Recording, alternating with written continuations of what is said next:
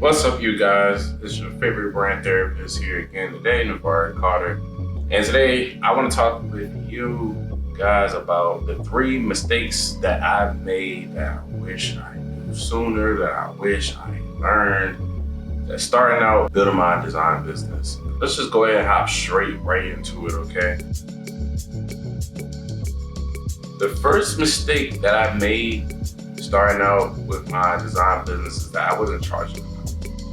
I wish that starting out, I knew business more than I knew design. Originally, I started out my business as a freelancer, as most creatives have. Today, I have a team grown to a full consultancy. But before then, I just didn't know the business of design.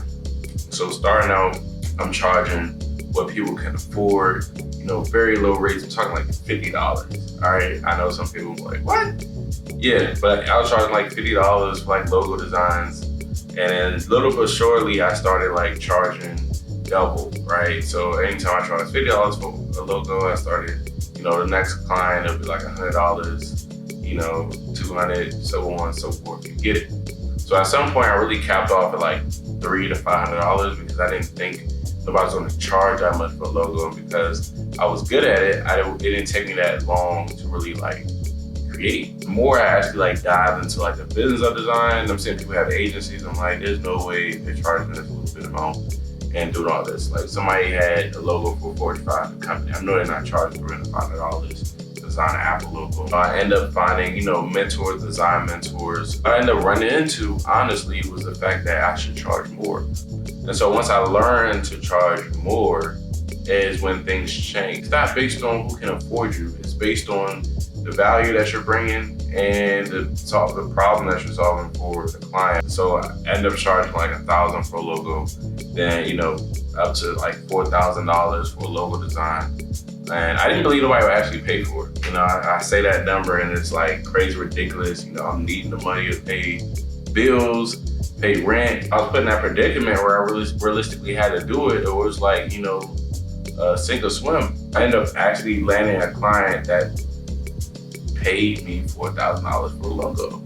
And they paid me in full. And I finished the logo in probably 30 minutes. But it wasn't the fact of how quick I can get it done. Don't charge that because some people are actually really good at what they do and it doesn't take them that long because they've been doing it for so many years that you shouldn't charge by the hour, right? Charge based on value. Your price is your price. Don't explain it. The second mistake that I made when starting my business was thinking that awards and accolades was actually going to give me business. I learned the hard way that beauty is in the eye of the beholder. What's good design to the average client is subjective. From a designer's eye, from a creative eye, from an artist standpoint, we know the principles of what makes design good and what it doesn't. But your average person doesn't know these things. What they really want at the end of the day is just want to know, can you solve their problem? That's good for you that you won those awards and you was the best at this. But if you can't solve my problem that I have, I don't really care. It doesn't guarantee business. Let me give you one example right quick, right? To keep it real funky with y'all. When I actually first won my design award for the best in the DMV area, I got so much clout, I guess you could say, and opportunities, the phone was blinging. That was good for a good 1 to 3 months, I was really hot. And slowly but surely things just started dying out. Just being good isn't enough. It really does boil down to how well you're able to brand yourself, how great your offer is, how great you're able to sell your offer, through your messaging and being relatable to your audience, knowing what are the things they really struggle with, knowing to really speak to those pain points. But you need to really know specifically who you're purposed to serve with your gifts and talents at the end of the day. And once you know that difference of who you're supposed to show up and serve, that's when you're going to start seeing a huge transformation in your business overall. Third thing that I made is a big mistake in my business starting out was doing everything by myself.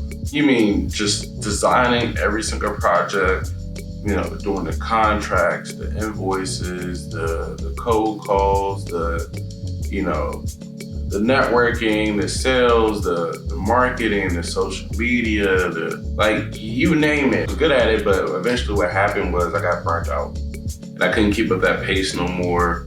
And I started losing momentum. It was really tough. And it never really dawned on me to actually go and get help because I wasn't charging enough to actually hire somebody else to help me. And some of y'all probably can relate as well, is that you want to do everything by yourself and just for, self-gratitude, whatever, your personal reason why you want to do it. Me, I was just a loner and I thought I was just great at doing it. I didn't think I needed anybody's help, honestly. And it was just because I wasn't thinking big enough at the time.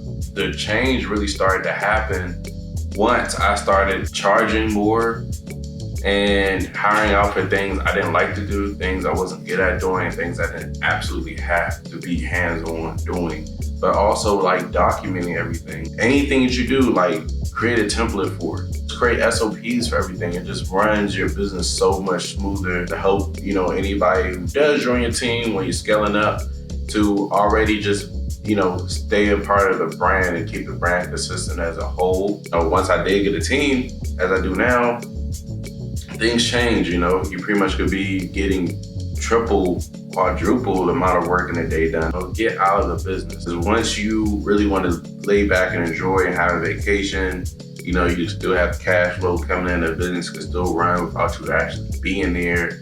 And that's what you want at the end of the day, right? You want to buy back your time and have that freedom to live your real life and spend that time and having fun and enjoying experiences with those that you really love. Get you a team, all right? Those are pretty much the 3 biggest mistakes, and I hope this helps you guys. As always, I always say stay intuitive. And again, if you are struggling with any of these 3 things right now in your business, go ahead and shoot over to intuitivecreate.com and add a booking call right now for me. If you're on Instagram, go ahead and hit the link in the bio, or just go ahead and DM me brand therapy. I got you, all right? To make things happen. I want you to win. I was there and I figured out a way to get out. There's so many people out there that's struggling, that's waiting on your skill to help alleviate them of all the pain and stress they're going through right now. So I want to help y'all be able to help others.